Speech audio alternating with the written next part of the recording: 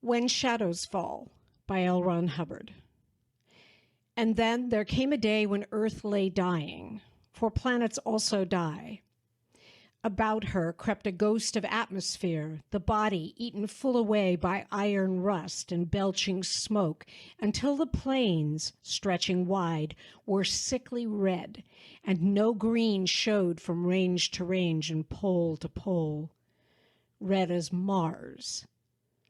Dead, or nearly so, with the broken tumble of her cities peopled with the lizard and the wind.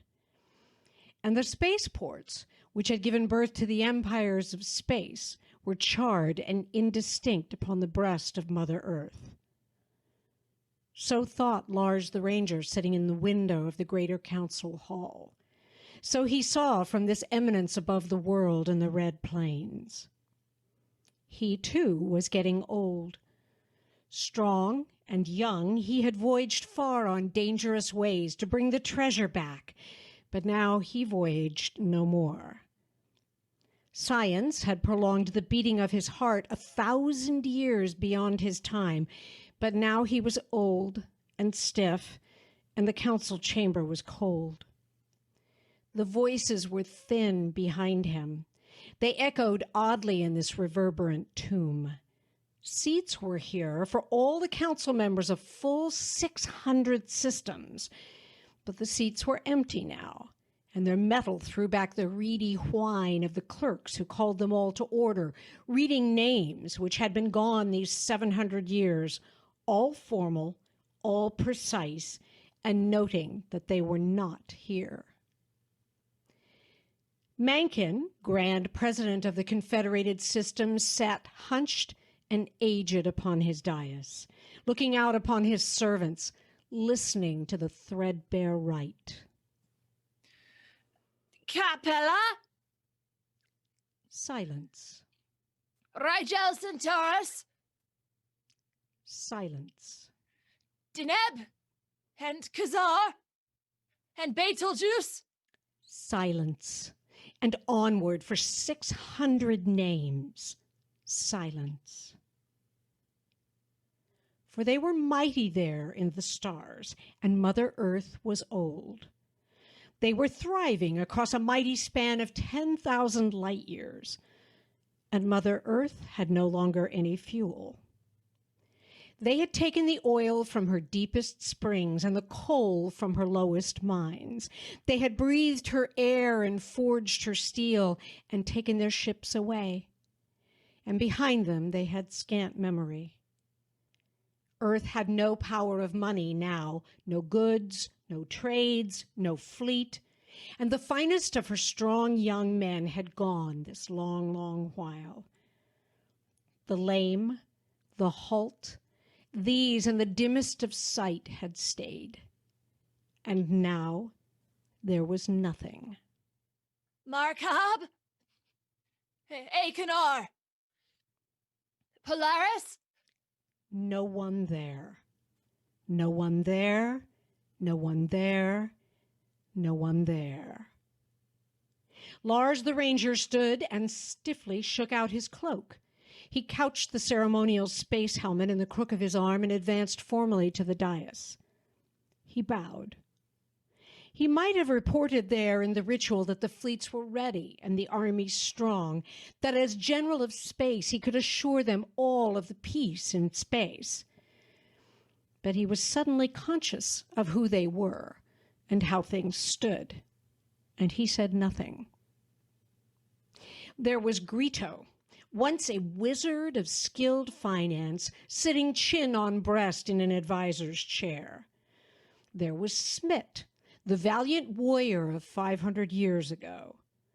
There was Mencken, tiny in his robe, crushed down by years and grief. About Lars swirled for an instant the laughing staff of centuries back, young men with the giddy wine of high risk in their hearts.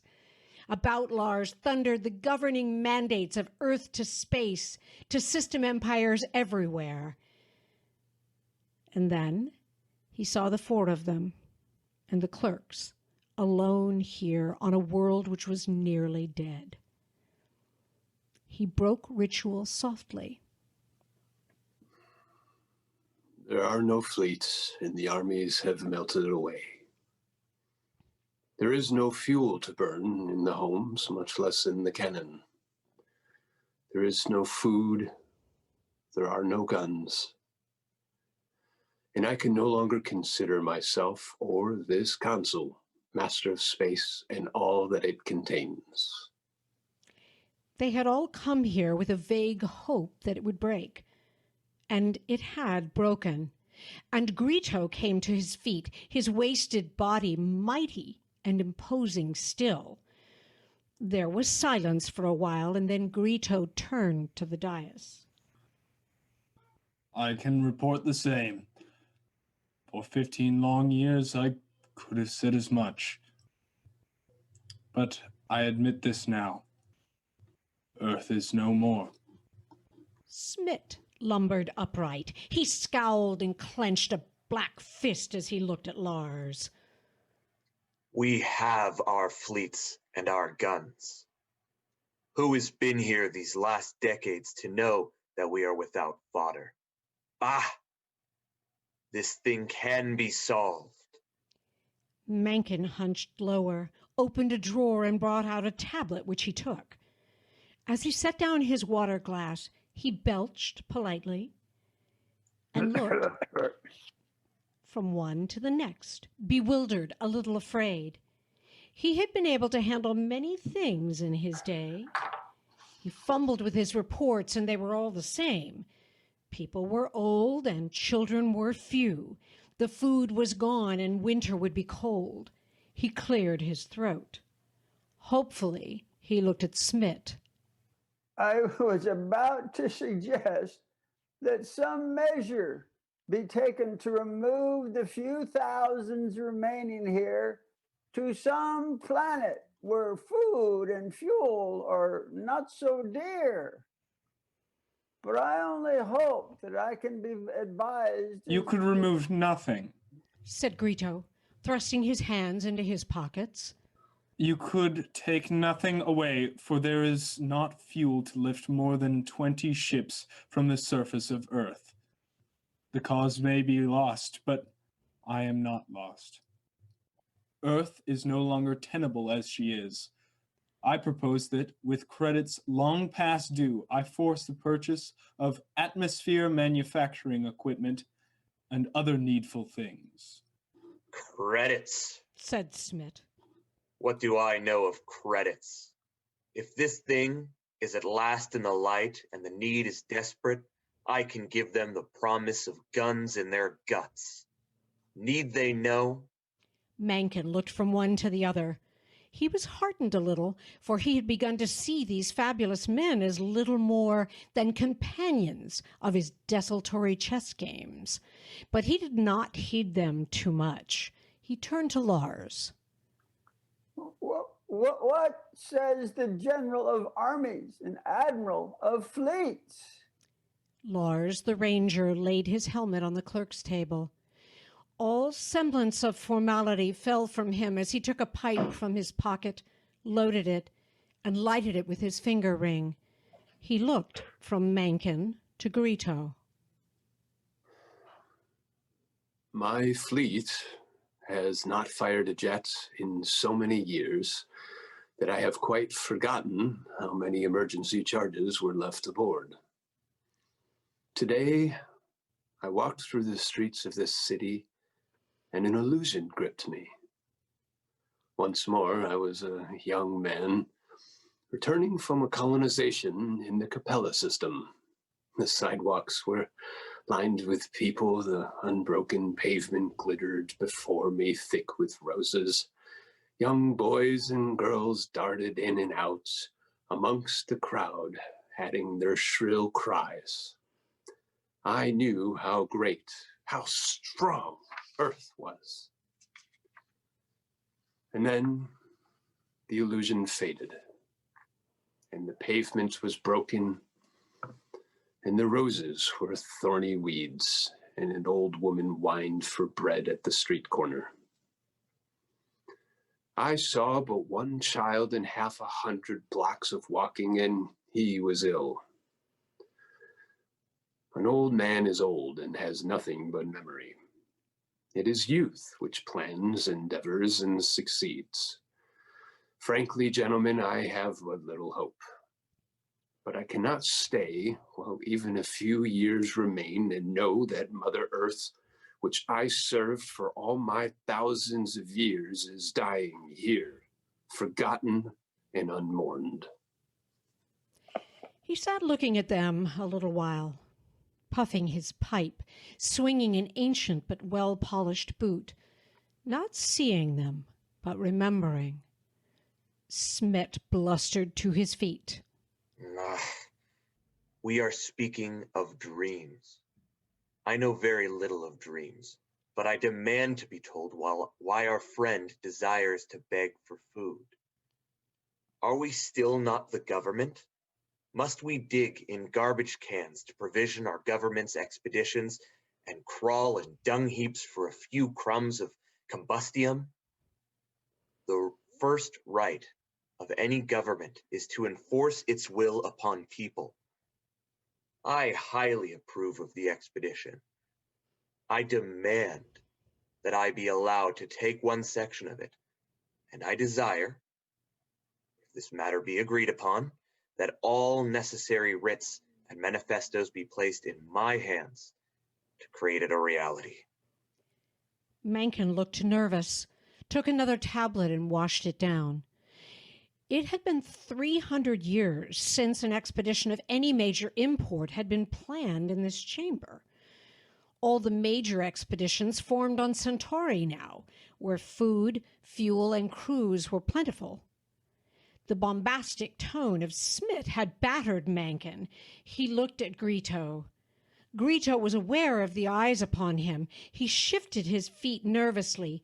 Hesitantly, he said, I approve of this expedition, even though I have little hope for its success, for it will be very difficult to attend to the financing here. Our funds are in impossible condition. Our currency is worthless. I take it that at least 2 units, perhaps 4, will be sent. I myself would like to command a unit, but how we are to finance the voyagers is a problem I cannot readily solve. 1 Earth dollar can be valued no higher than 1,000th of a cent on Capella. This means I must assemble millions. He rubbed his thumb against his forefinger. They like money out in those systems. Print it. Said Smit. Who will know the difference? And if you are to command one of the units, then my advice is to print a lot of it. Mencken coughed. He looked at the 3 of them and knew that it was he who must make the decision. A small flame of hope was leaping up in him now. He thrilled to the thought that Earth might once more prosper and send forth and receive commerce and trade. The strangely renewed vitality in Smith's voice gave him assurance. Gentlemen, you give me courage. Unless one of you has some objection to offer, I hereby decree that, if possible, 3 units be dispatched singly on this mission. They will progress as far as possible through the empires of space and the outer worlds, and will return with whatever succor or tidings each has been able to obtain. The mission would be worthwhile, even if you return with no more than a few hundred pounds of element 176. There must be some way, gentlemen. There must be some way. Lars the Ranger stood up. I shall order the preparation of 3 destroyer units and do what I can to provide them with fuel and food. If it is your will, I shall command one of them and place two at the disposition of Smit and Grito. He about-faced and approached the door, where he turned. I can hardly believe, gentlemen, that we have at last decided upon a course of vigorous action. Who knows but what we shall succeed? The door of the Grand Council chamber shut behind him. Rumors spread far and wide across the planet, and hope, attended by many doubts, turned people's eyes to the night skies where the stars blinked strong and young. A few broadcasting systems expended hoarded ergs of power to announce the departures of the expedition. Several old-time glass paper editions of the newspapers in Greater Europa were given over exclusively to accounts of the various explorers. Smit was cited as the commander most likely to succeed, and his boasts at the spaceport before he took off were quoted as the purest truth. A week after Smit's departure, much space and talk was devoted to the fabulous Grito, whose reputation as a financier had been founded 1,500 years ago with the Capella exploitation. They neglected the fact that it had been his further speculations which had impoverished him. They placed their hopes in his ability to flim-flam the money moguls of the greater empires. When it came the time of Lars the Ranger to depart, most of the news value of the expeditions was gone. Lars the Ranger had very little to say at the port. No one questioned the mechanics or remarked the fact that he had prudently taken weeks to groom his ship and to choose his crew. But old officers came and offered this one a map, that one a chart, and another a handful of bullets.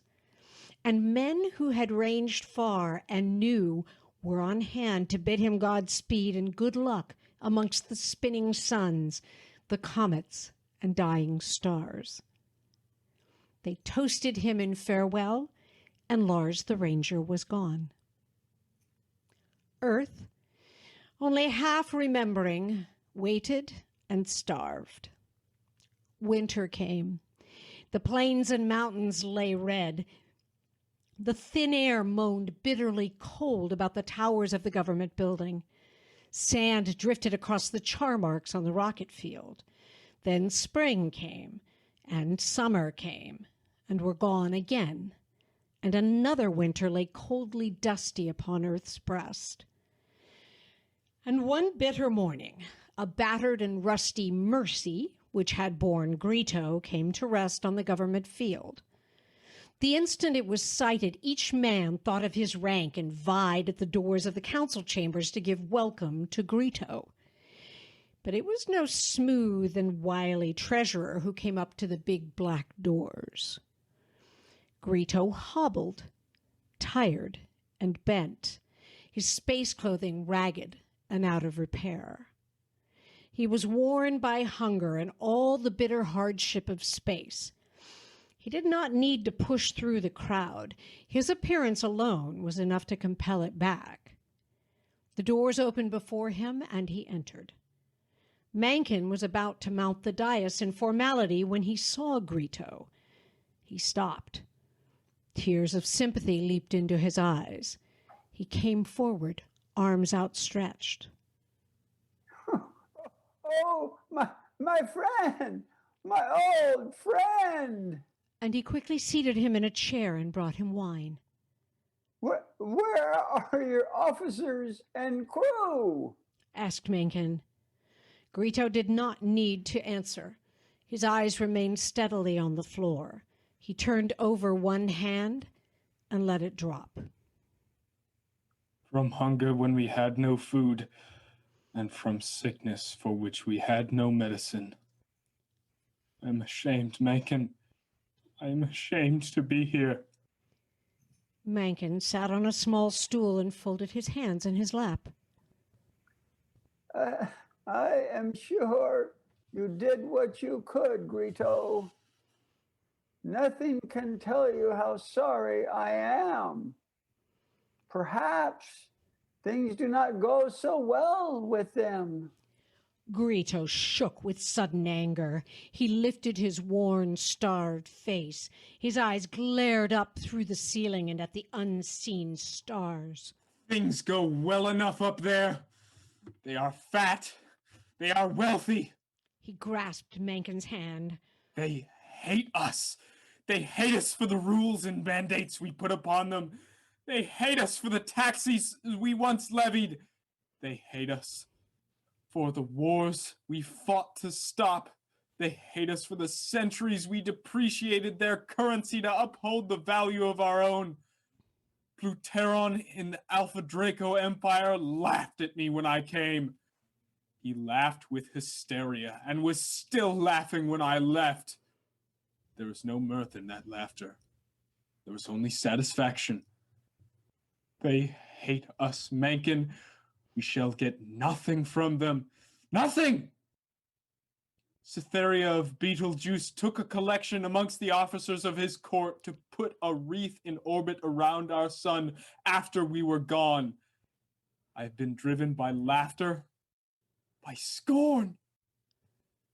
He sat for a little while, chin on his breast. Help me to my house, Menken. I am afraid I have not long to live. But it was Smith's return which spread the blackness of gloom across the world. For Smith was neither starved nor weary.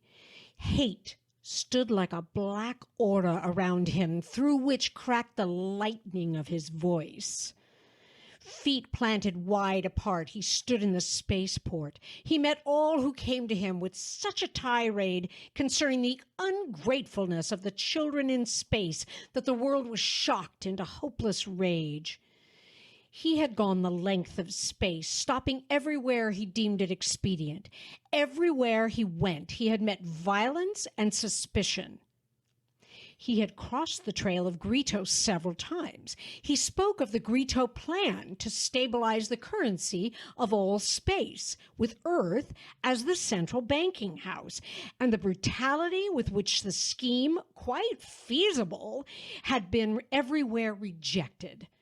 He told how Grito had sought to borrow a sufficient amount to rehabilitate Earth, and the outrageous interest that had been promised, and how the governments which Grito had approached had fought Smith with the plan on his arrival. But this was not the seat of bitterness with Smith. He told them of space fleets equipped with weapons more deadly than those that Earth had ever known.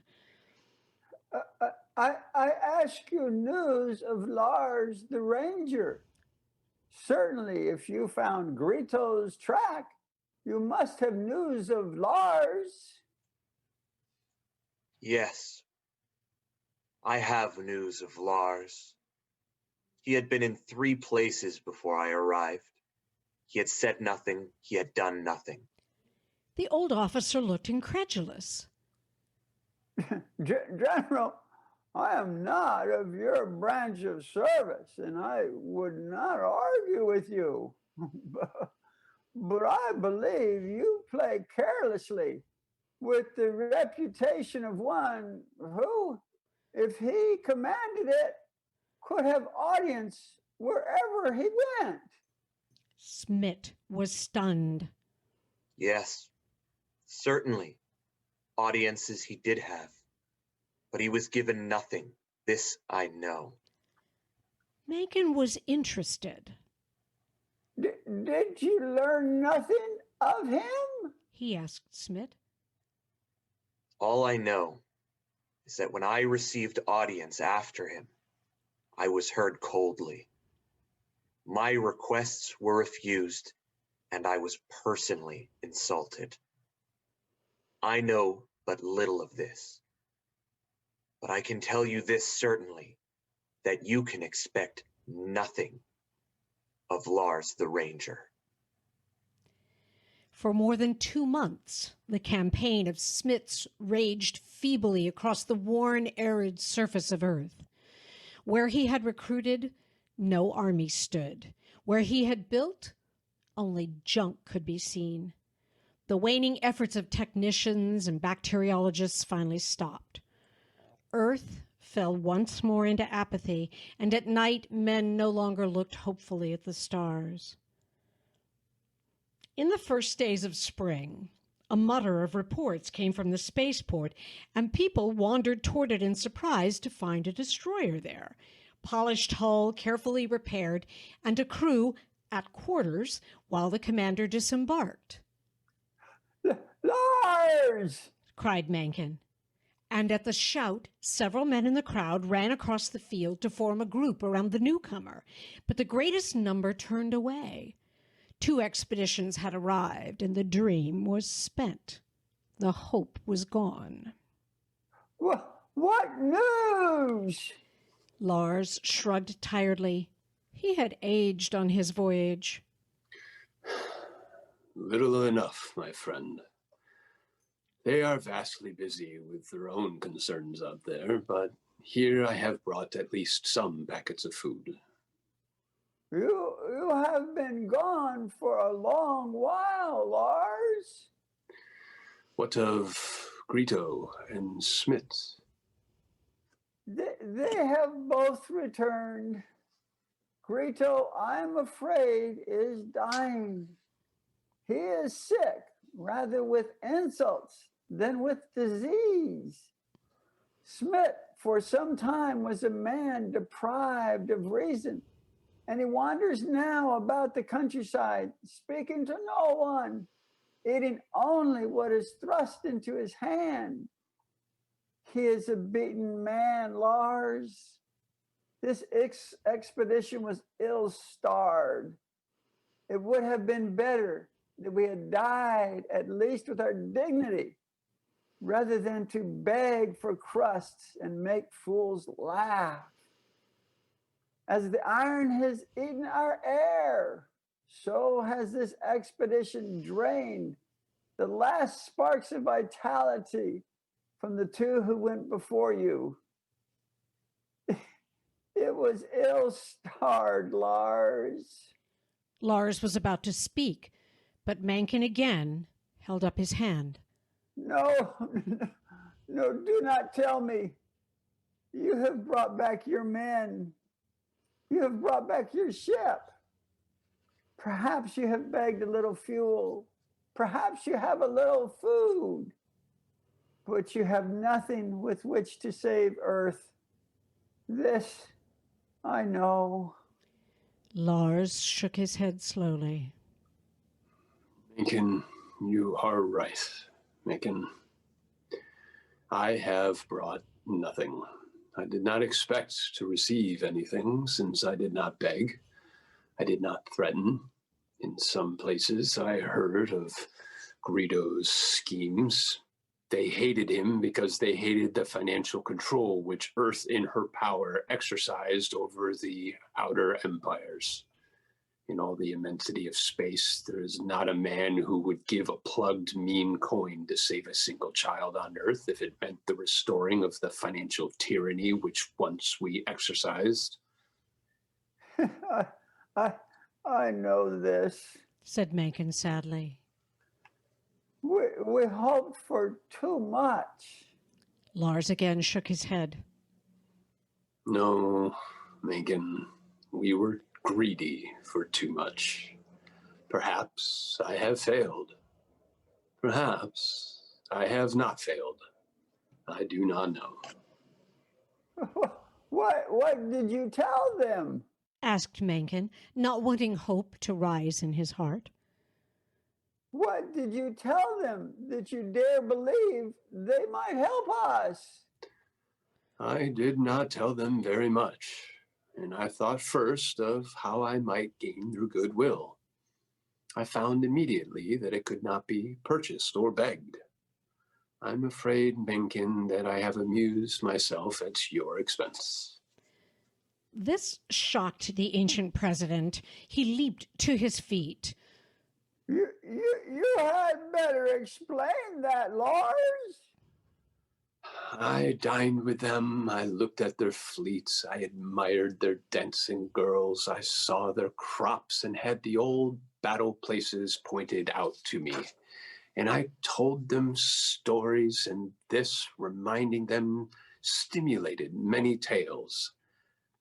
I asked for nothing, Minkin. I did not expect anything. I hope for nothing now. I am sorry that this is the report I must render. You had better go, said Mencken quietly. For a month, Lars, nearly ostracized, lived at the Navy Yard in the improved destroyer, receiving old shipmates, giving presents from his frugal stock, but going unaddressed in the streets. He heard nothing but condemnation for the man who did not even try.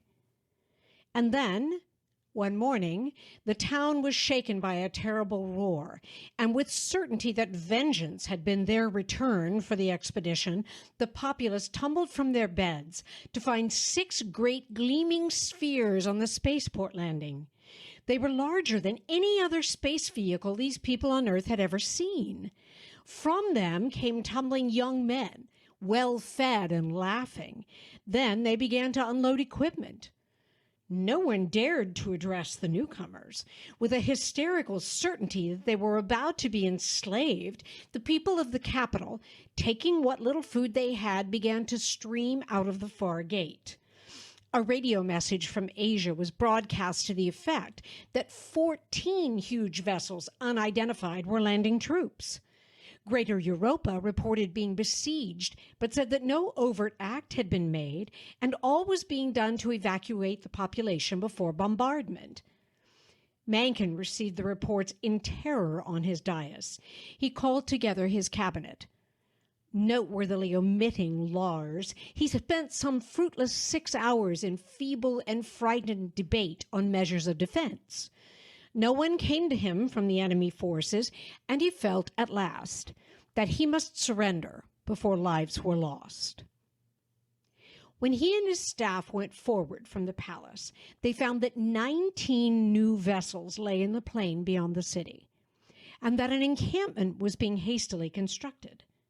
He was met by 4 boisterous young officers, each one from a different empire, all in working dress. The first of them, caught by the dignity of the cabinet and the president, and recognizing them as people of authority, quickly turned to his friends and sent one of them racing back toward a nearby sphere. Mencken took a grip on his courage. He had never looked for the day when he would have to surrender Earth to an attacking force. But now that he saw that it could not be helped, he could only try to carry it forth with dignity. He was somewhat amazed at the courteous mien of the young officers, who did not speak to him, but respectfully waited for a sign from the large spaceship. In a moment or two, hastily pulling on a uniform coat and adjusting his epaulets, a large, middle-aged man strode toward the group.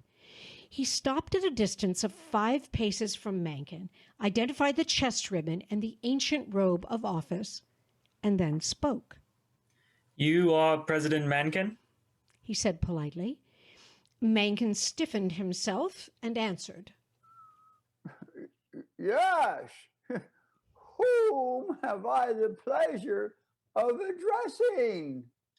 I am General Collingsby, he said. With a crisp military bow, he extended his hand. It is an honor to meet you, sir. I am sorry I occasioned you the difficulty of having to come to the port. I am ashamed of my own discourtesy in not having called on you immediately.